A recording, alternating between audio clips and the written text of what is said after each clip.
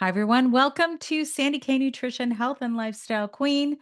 Today is a big episode, and I have in over 6 years never had to record, re record, try again for as many times as I had to for this episode. I've never done it in guest interviews. And in my own, sometimes I do because I'm like, "Oh, I don't like how this feels," or there's something I missed and I want to go back and redo this, or sometimes even just my energy behind it. I'll be like, no, I need to redo this because now, as most of you know, most of my episodes are solo. And I've done this for a reason, but I am going to first don't leave me, okay? Stay here because I'm going to talk about five of some of the most commonly removed organs in the body that we're told you don't need them. And I'm going to preface this by saying stick with me through the end because I am going to give you options. Like, what if you're like, well, I already don't have a gallbladder, so this is pointless for me to listen to this, or I already don't have a uterus, so what's the point? There are things that you can do to balance the body when that organ is gone. Sometimes we have to remove them. So I am going to go back to why I started to do more solo episodes. I found that in this world of podcasting, for over 6 years, I've been here, you have a lot of influences from your guests, whether it's to get and share a coupon code, whether there's bias because the guest strongly believes in their product. Listen, there's nothing wrong with that. However, most of you who follow me and have been following me know that I try and always come from a perspective of balance. And my t-shirt says that. It's all about the balance. And I got a scale there and Sandy K Nutrition. I made this t-shirt when I started my podcast. So that's why I do most of it alone. I'm not saying that everybody out there is a scam because that's not true. It's just that you just don't know what is bias anymore and what is a true objective opinion and what is objective research. So I am a researcher. I am a registered holistic nutritionist with multiple certifications, and I've been in this industry for a long time. Follow me on all of my social media channels. It's Sandy K Nutrition everywhere. I'm most active on Instagram, and I've developed some really great relationships with people there. And I thought my podcast cover is with me and this red lipstick. And I thought, I feel like wearing my red lipstick. I don't know if you guys are like that, but every once in a while you're like, I feel a little more bold today. So I thought this would actually help me to record this podcast once and for all, get it right, make sure it feels right, and get it out there. Today I'm going to talk about the gallbladder. I'm going to talk about the uterus, the ovaries. I'm going to talk about the appendix. How many of you out there have had your appendix removed? And I'm also going to talk about the tonsils because these are some. I'm not going to include the thyroid. Most of you know I had thyroid cancer. I had my entire thyroid gland removed at age 41. I'm now 56, gone through menopause without a thyroid. And yes, there is a connection, but the thyroid is such a big thing to remove that I think it needs an episode all on its own, especially if you're a woman. And there are reasons for that because there are connections to estrogen and the thyroid gland and going through menopause. Nobody talked to me about any of this stuff. I had to do all my own research, and I am certified in functional lab testing as well as endocrinology and hormones. So I learned a lot about the thyroid gland, not just through schooling, but also through experience. And that's why I'm going to get an episode going specifically only on thyroid. But wherever you are watching or listening, please be sure that you hit follow or subscribe. It just helps me to keep going. I'm not a celebrity. I'm not somebody who comes with a massive audience. So If you follow me and you share my podcast, even with one friend, it just helps me to get discovered so that I can help more people from an unbiased, objective point of view in the areas of health and wellness, science and soul, and how to age better, preferably naturally, if we're able to do that. So, I'm going to get into this now because I think you're going to love this. I'm going to talk about why they fail, what they do, what changes when they're gone, and how we can live well without them. And I'm going to tell you right now, nobody has done a podcast like this one because I'm going to get into not only the science, I'm going to get into some of the myths, some of the things that you hear from doctors, because nobody even told me what a thyroid gland does. And this is like, so this would be going back to 2011 when I had it removed. Nobody said your thyroid gland does this, this, this, and this. This is how some of the things that you might learn. I had to educate myself. And so this is why I'm giving you the breadcrumbs. This is not medical advice. This is not to say you're doom and gloom if you've lost the organ. I'm just giving you some breadcrumbs and things in how to kind of rebalance your health, your wellness, your nutrition, because I am a nutritionist, and also energetically. So, I have recorded podcasts with Yvette Rose. She wrote the book Metaphysical Anatomy. You might have heard of it. I'm using some of her work, also Julia Cannon. And then there's he was a I think he was a psychiatrist. He has since passed. I have a massive book. Michael J. Lincoln, I believe his name is. I have his. It's like an anthology. It's massive. These books are huge. But really, I have it. Hold on one second. This is one of the books. And I'll tell you a story behind this one because I'm so fascinated with the organs in the body, what they mean energetically, what happens. Can you, like, what kind of illnesses can amount from different dysfunctions, different, let's say, psychological areas, traumas, and how the body responds. I'm a big believer. This is why you can never discount the energetic properties behind any health issues ever. This is why I'm all about science and soul, but I'll tell you a little about this book.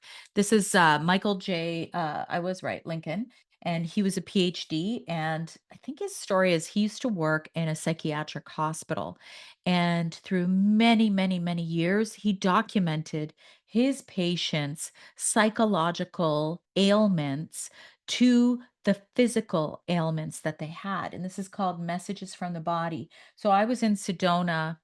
I've been to Sedona twice, and the second time I went, I saw this, and then I'm like, "Oh, I'll just grab it from home when I go home." This was in 2019 when I went last, I think. No, maybe later, 2022, because my dog died shortly after I got back. So I was there in 2022. I saw this book, and then I was like, "Oh my god, I could get this from Amazon at home." Couldn't find it anywhere.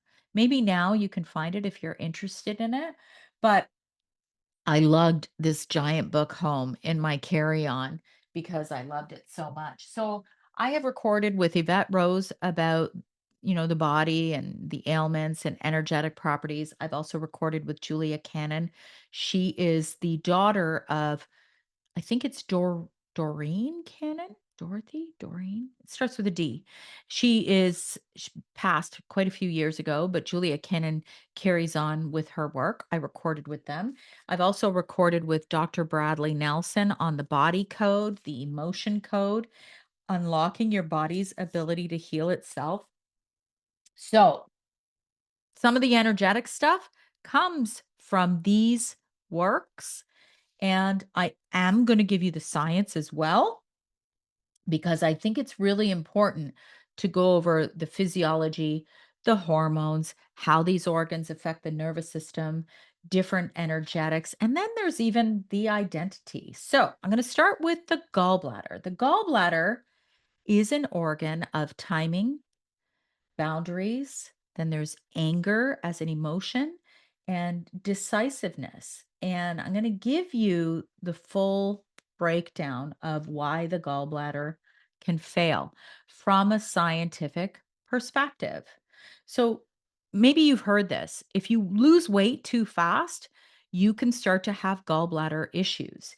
And there's a really big reason why that happens. So, your fat cells actually will shrink when you lose weight, and then they dump the stored cholesterol into your circulation in your body. Then the liver clears it by secreting more cholesterol into bile. Then the bile becomes really like, think of it as like thick and goopy, and you end up getting crystals and stones. So, if you have really low fat intake or low caloric intake that is lower on the fat side, your gallbladder isn't contracting. And so you've got this bile sludge and stones, and that's where it can cause problems. So I want you to think about this. You've got your liver, you've got your gallbladder. Your gallbladder is this organ that stores all this excess bile that is made by the liver. And then it comes into play and it times it perfectly on when you need it because it's what you need to help break down fats. So, this is why if you go low fat on your eating, then you're n you're it's like your gallbladder's sitting there going, "I got no work to do. I got nothing to do." And so it's not doing its little timing thing to break down the food that you're eating because there's no fat in there, or there's not enough fat in there, and there's not enough caloric intake. So this is why this is really important. And this you're gonna find super interesting because there is a connection between GLP-1s, so Ozempic, Wegovy, Mounjaro, and there's data to say in this is 2022 that GLP-1s put you at a 37% increased risk of gallbladder or biliary disease because listen, what happens is when you're on these, and there is a place for them. I've recorded a podcast all about GLP-1s. I forget the doctor's name. It was a great recording. But what happens is that GLP-1s can slow that gastric emptying, which slows the gallbladder emptying. And then it can alter those bile acid receptor pathways. And it can also drive that rapid weight loss, which in and of itself can be a risk for gallstones if you're losing weight too quickly. So there's some real data that actually shows that GLP-1s can increase gallstones and gallbladder issues. So if you are on a GLP-1, knowing this information is critically important. You need to eat enough food. You need to eat enough fat. And this isn't about going high fat. My t-shirt says it's all about the balance. This is what's happened in this world. It's like the whole world has become so unbalanced. Like everybody goes on GLP-1s if you're an extra 5, 10 pounds overweight. Come on. We see it all from the Real Housewives. All of a sudden, they're all a normal weight. One season, next season, they come back and they're all like very frail. And this is something we don't want, especially as we're aging. We don't want that. Okay. And you guys are going to find this funny. I remember as a child, I am Croatian, I'm Canadian Croatian. And I remember going to Croatia. And if you were too thin, the people there thought you were sick. So, keep that in mind. It's always about balance in this life, in this world. Frailty is not beautiful. It's just not. And it's also not healthy. You want to be a good, healthy weight. And I've recorded podcasts about this in the past. Make sure you're subscribing. Low fat diets, I already mentioned that. So that is in and of itself why a gallbladder can fail. If you're on there, the gallbladder is rarely emptying. Remember, it's storing all that bile that breaks down the fat and it's just sitting there. This pouch is just sitting there not doing what it needs to do. It becomes stagnant. So here's another one, estrogen shifts. So, pregnancy, hormone replacement therapy, all of these things can actually change the bile and reduce motility. So, be aware of these changes, especially if you're a woman. If you've got major shifts in estrogen, estrogen dominance can do this. So, like, be aware of what's going on and what might be a causative factor. Insulin resistance, well, we know this. This slows gallbladder emptying. It increases the cholesterol saturation, and it can actually alter the bile acid composition. And so that's something to always be aware of. And then there's always going to be genetics. There are genetics. There are some that show that if your parents had their gallbladder removed, your chances are higher. So being aware of this is really important because remember, it's a storage organ. It's not useless. It concentrates your bile up to 20 times. And it's like, and it releases it on demand. Okay. So, this is what enables you to digest fats. But here's another thing that a lot of people don't talk about. And I can guarantee you, you wouldn't hear this from many of your physicians is that it can alter your absorption of the fat soluble vitamins A, D, E, K. So, um, because it can affect if your gallbladder isn't there or it's not working functionally, it can affect whether you're absorbing these nutrients from your food. It's really gallbladder is an important organ. It also helps to clear those estrogen metabolites. So, I've done a lot of podcasts about menopause and hormones, and we never want to recycle estrogen. Estrogen is supposed to clear. So, you have to make sure that, you're pooping every day and all these other factors because that helps to clear that estrogen that we don't need anymore because we want to make new estrogen. So, it also can control the microbial balance. Okay, so these things are all very important. I'm going to now give you some of the myths. I've got 5 of them. Okay, these are things that you might have heard from your doctor. You don't need it. The reality is this: you can certainly survive without it. My mother doesn't have hers for many years. I think she was 20 when she lost it. My husband doesn't have his either. So you certainly can survive without it. But you lose that bile timing that I was talking about. You also lose the efficiency of fat digestion. It doesn't mean you don't absorb fat at all. It just that the efficiency is gone. Okay. Because remember, you had this beautiful little timing organ that would time out that bile whenever some fat came into your body and you don't have it anymore. So it can also affect your vitamin absorption and antimicrobial bile pulses. So that's the truth. When a doctor says you don't need it, you can survive without it, but these are factors that you will have to live with. Okay? Myth number 2, your liver will take over. Your liver will not take over. Your liver has always made the bile. Okay. The difference is that it will not take over because the liver can't store that bile like the gallbladder did. Okay. So it can't store it and it can't time release it. So the liver will be dripping the bile. Okay. It's there, but you may not be able to digest fat. You actually won't be able to. So I'm going to get into that. Nothing changes after removal. That's another myth. That's actually untrue because the fat digestion changes. You can also have a shift in your hormones. There can be microbial changes and vagal tone shifts. I'll get into that. Myth number 4, the gallbladder attacks come out of nowhere. It's like this mysterious attack.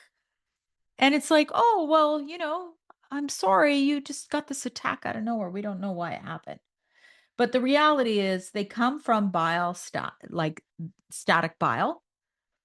They come from rapid weight loss, estrogen shifts, insulin resistance, GLP-1 induced motility changes, and then also there's that factor of genetics, poor lifestyle. So they come from something. Okay. And then myth number 5, it's just a useless sack. It is not. It is a precision timing organ that helps you to break down all the fat. And when I speak of fat, keep in mind, people always label good fats, bad fats. We're eating fat all the time. It's just a matter of how much, the quality of the fats. Olive oil is a beautiful quality of fat. So any fat that you eat, depending on how much, will have an effect. If you're gonna go out and get, like, Chick-fil-A, high like, major fried chicken and french fries and all of that, and you don't have a gallbladder and you're not supporting your body, you might have some issues, okay? So, what happens when it's removed? I've kind of covered this a little bit. The bile drips constantly, so there's no timing. The digestion becomes inconsistent. Sometimes, you might have to run to the bathroom. Vitamins A, D, E, and K can drop. Estrogen detox slows. You have more of a risk of SIBO, small intestinal bacterial overgrowth, which I mentioned the microbial changes. And then Okay, it's on your right side, just kind of below the rib cage.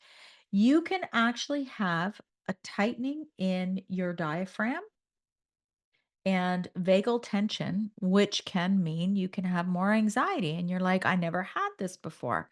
Now I'm anxious. That is more the energetic property of the organ. So, how to keep it healthy: moderate daily healthy fats, avoid chronic low fat diets, avoid rapid weight loss, bitter foods. So I want you to think about this. When you go to a wedding, I'm Eastern European. You go to a wedding and they'll start off with a salad, and that salad might have dandelion and different bitter greens. There's a reason why having a salad before you eat is really good for digestion. It actually starts to stimulate that bile. So it's like a signal for your body, because they're bitter greens, that your body's going to go, "Oh, okay, there's a meal coming." And it will start to stimulate the bile. It will also start to stimulate those enzymes to help break down the food. It's like a prep stage. So, if you know that you have some bile gallbladder issues, it's always great to start with some bitter greens. Now, people are going to say, well, I don't have a gallbladder. So what do I do? So, a very important thing to do is, in any kind of fat containing meal, you want to add ox bile. And there are a number of different digestive enzymes, and it'll be a comprehensive digestive enzyme that will have lipase, which is a pancreatic enzyme to help you to break down fat. So lipase, it'll have that. It will also have ox bile. So those are two things to look for in a digestive enzyme. If you're going to eat a meal that might have a little more fat, you want to enjoy whatever it is that normally makes you run to the bathroom. This is a very important facet.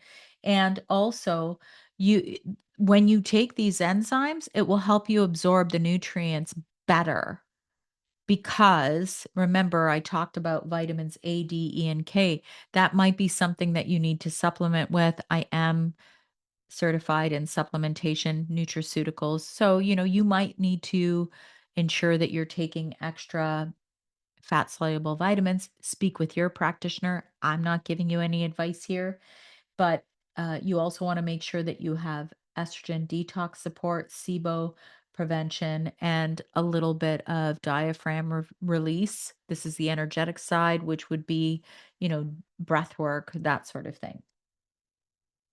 So I want to get into a little bit more of the energetics of the gallbladder, which I think you're going to find really cool. So, the gallbladder is a timing organ and it releases the bile. And um, when you take it away, the bile just drips. And it's almost like you lose and energetically that loss of internal timing. So, more hesitation. Um, it sits under the diaphragm, and the diaphragm can tighten when you're suppressing truth, anger. So, there could be issues with boundary suppression. So, think of that as boundary suppression, bile suppression. This all comes from mostly Yvette Rose. Anger. So bile equals mobilization, anger equals mobilization, suppressed anger, stagnant bile. Okay. So decisiveness is another energetic property that's tied to the gallbladder. So the bile pulse, the internal go signal, when you remove it, there's no longer a surge and there's a difficulty with initiation. So why does it fail energetically? This is an interesting part of this conversation. Suppressed anger, resentment, fear of confrontation, chronic self betrayal, ancestral silence. Yvette Rose describes it as swallowed anger, and Julia Cannon describes it as not living your truth. So I found that really interesting. So, why removal happens, and this is energetically, there's always the scientific side to every explanation in wellness. The body can't hold unexpressed anger, the refusal to confront truth. Removal forces boundary reconstruction. After removal, loss of internal timing, difficulty assessing clean anger, hesitation, emotional flatness. This is so I can really see that in some. How to stay balanced. So let's say you had it removed. I explained how to stay balanced nutritionally. How do you stay balanced energetically?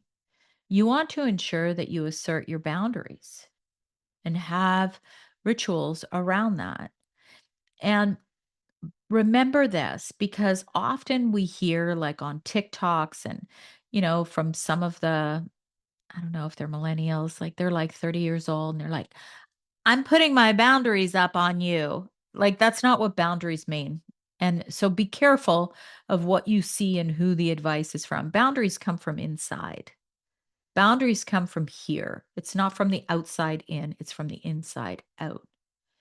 And having some sort of understanding of what is right for you and what isn't is critically important. But I've recorded so many podcasts on unless you get quiet, you're never going to know what that is.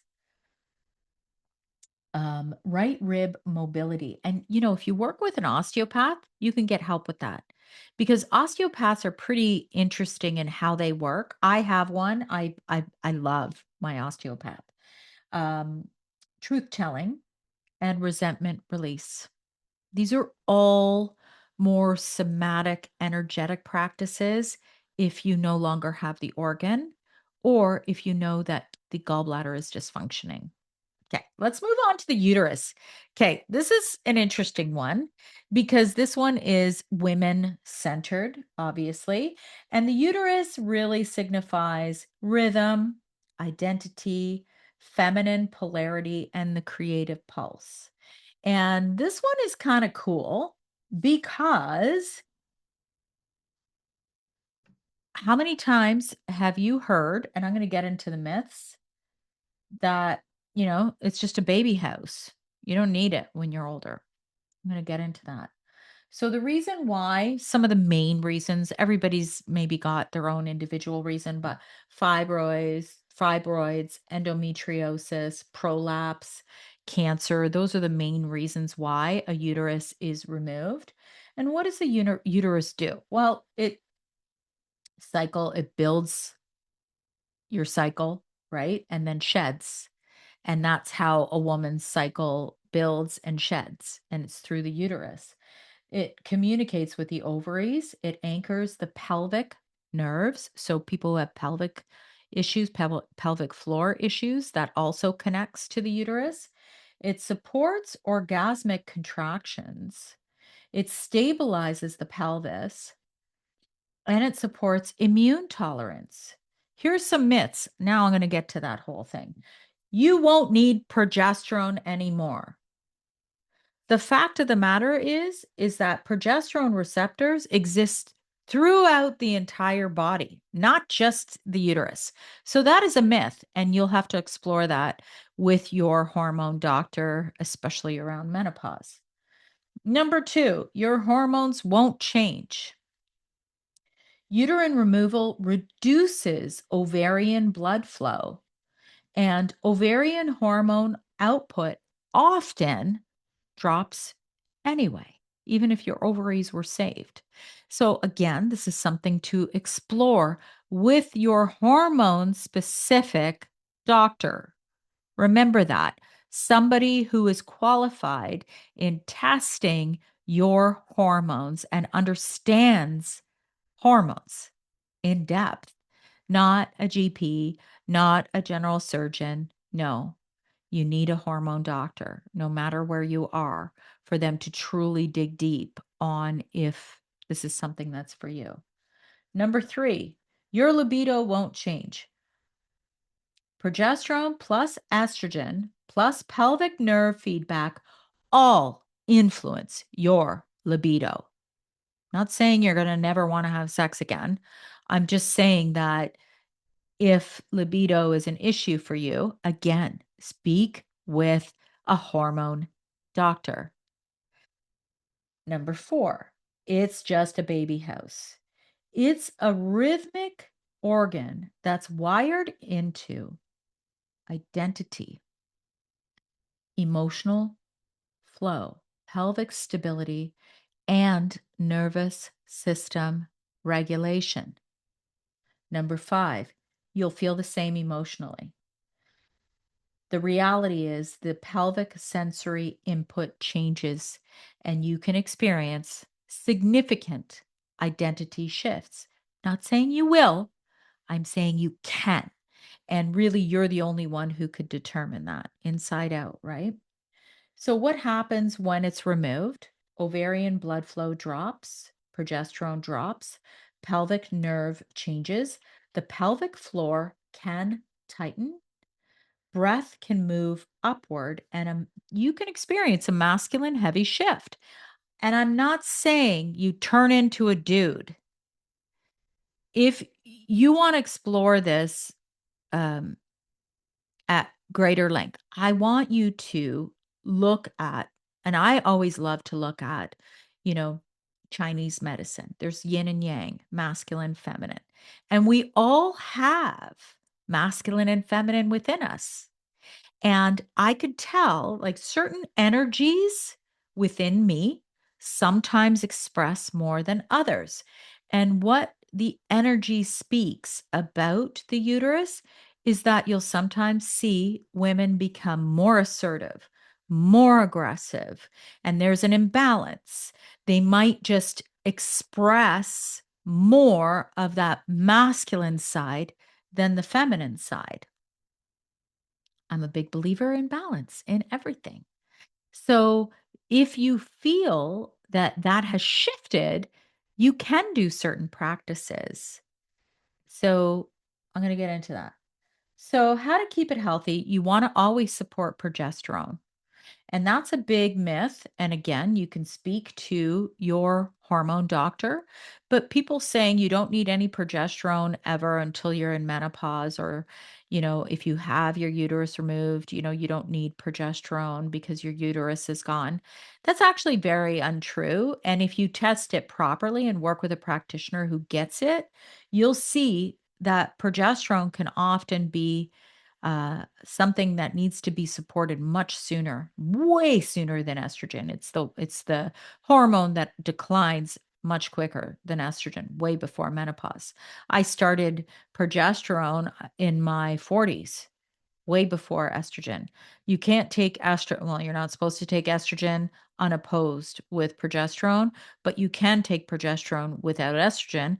And that goes to my next point, is that estrogen dominance can be a risk factor for your uterus, the health of your uterus.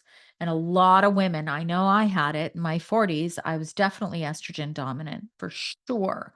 And so that is a risk factor in your uterine health. You want anti inflammatory nutrition. What's anti inflammatory nutrition? You want to just have whole, real foods. Guys, last night I made the most beautiful bowl. Oh my God. It was just some white rice with I made a gorgeous, like, feta, tomato, cucumber, balsamic, like a salad, and then I had some chicken that I did, grilled chicken on the barbecue, like, so simple. Like, when people say they don't have time to cook, I'm always like, you just have to think about it and plan ahead. So, anti-inflammatory nutrition is always going to be nutrition. Try your best to eat whole, real foods. Pelvic floor strength, really important. And then, if you have really painful periods, you need to treat that seriously. And it's not just about slapping you on a birth control pill. That's what happened to me at age 18. And it didn't serve me at all. That back then, I would have been, uh, that was in 1988. I'm a 1970 baby. But back then, that's what they did. And a lot of doctors still do that now. So see a hormone specialist if you have really painful periods. How to live well without a uterus. So you want to track symptoms. You want to evaluate the hormones. Pelvic floor therapy. I have seen a pelvic floor therapist. It's kind of weird.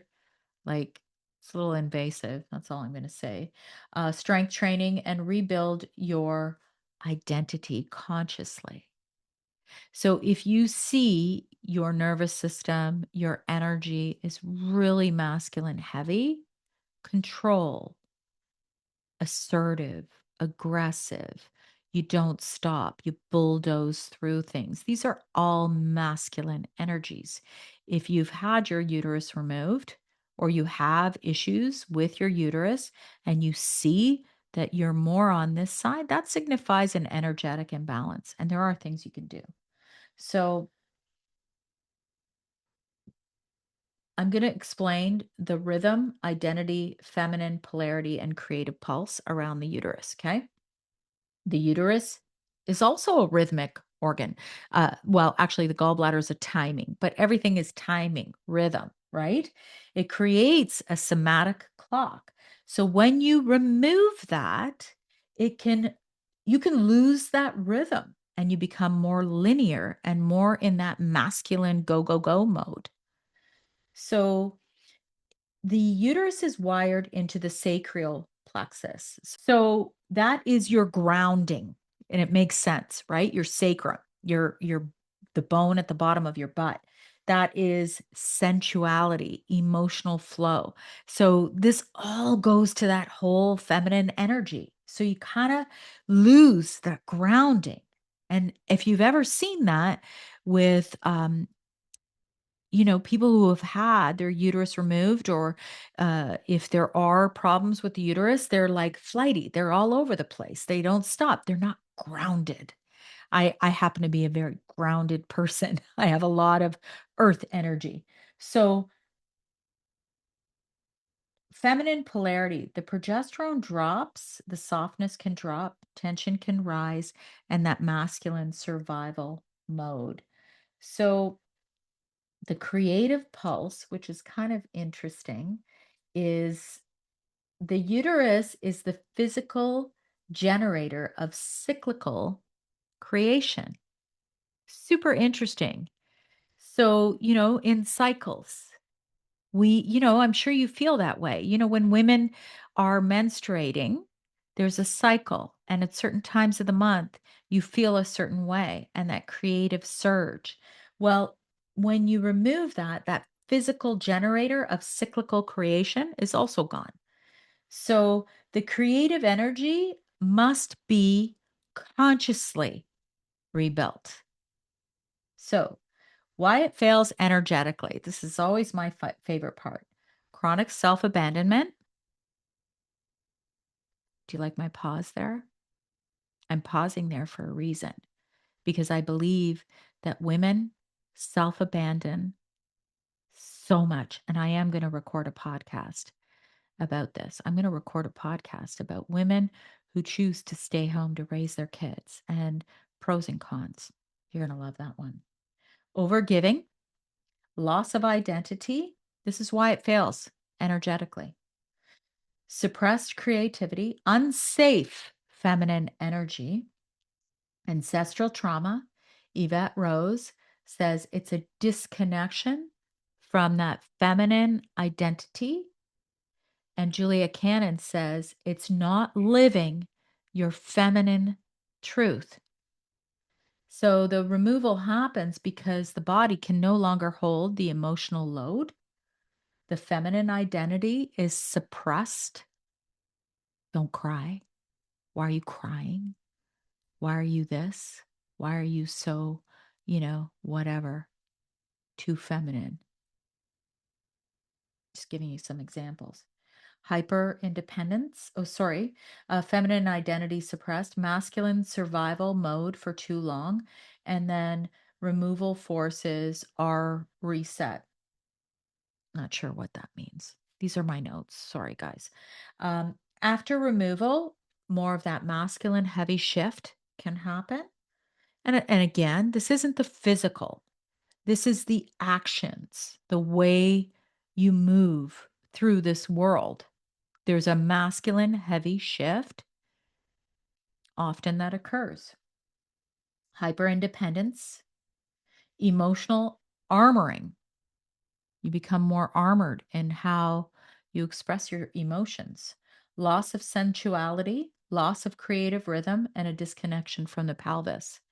So, how do you stay balanced if you've had your uterus removed? Rebuild that feminine energy. I'm sure you could figure it out. Always use Chinese medicine, right? What can you do that's more feminine, more on that feminine side? I always steer you in that direction. I can't really tell you what to do there. Sensual movement, something that I love that I think is very light, feminine, and grounding is Qigong. And it's not about this, you're going to lose weight doing Tai Chi walking. No, not aggressive movement. Aggressive movement is not going to get you there. Sensual movement. That push, I gotta work out at the gym. That's masculine energy. You want more feminine. Even yoga, when it's that, I forget which one it is. There's different types of yoga. There's the soft flow yoga, there's more breath work yoga, there's yoga nidra. Those are all very feminine, light. Hot yoga is not it. Hot yoga is very aggressive and it tends to be really hard to push through. I've done it like once and then I'm like, this ain't for me.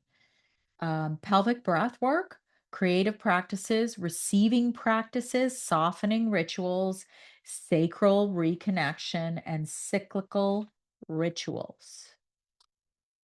So there you go. I've decided to do a part two. You're going to have to come back next week to hear about the appendix, the dreaded appendix attacks, to hear about the tonsils. How many times have you heard, you got to get your kids' tonsils removed? I've decided because the uterus and the gallbladder were so huge that I think it's going to be best for a retention that you come back next week and I'm going to cover off those. But in the interim, I'm going to ask you to share this. Please share this with a friend. And if you would go to Apple or go to Spotify and give me a rating and a review with a few kind words. And be sure that you're subscribing. Let me know if you like this. If you want to get in touch, you can always email me, Sandy at sandyknutrition.ca. Thank you guys. Have a great week.